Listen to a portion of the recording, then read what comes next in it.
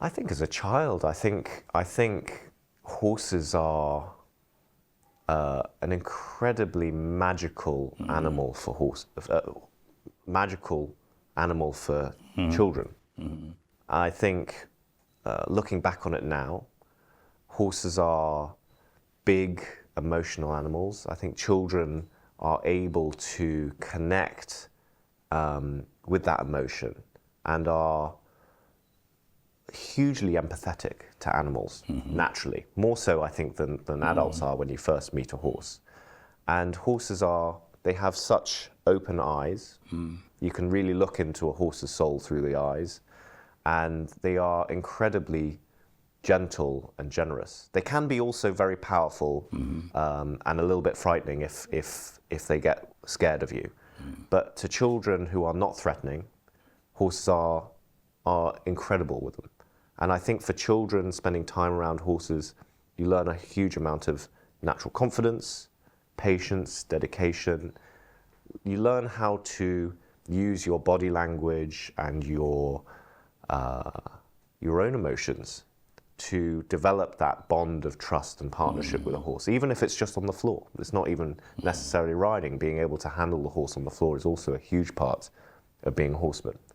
And I think as a child, when you have the privilege to grow up around horses like that, you can't help but fall in love with them. And I think I was very lucky to have that opportunity.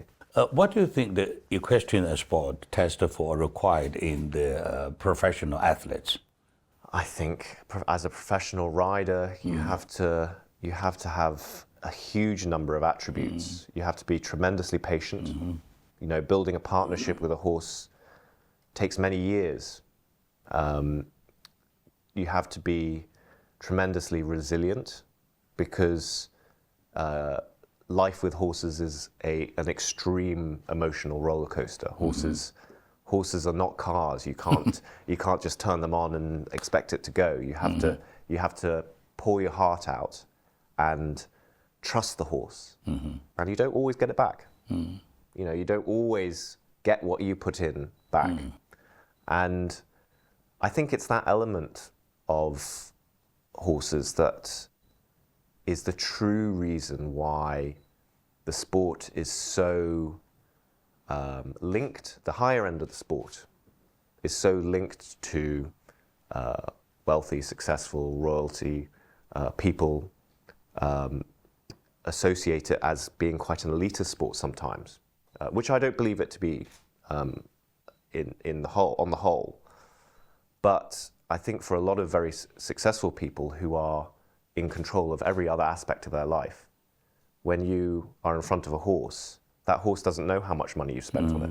That horse doesn't know a lot of things, and it doesn't care how much control you have over this aspect of your business or that aspect of what you're doing in your life. It only respects the time and the effort that you put into that horse. And even then, you still might not get it back.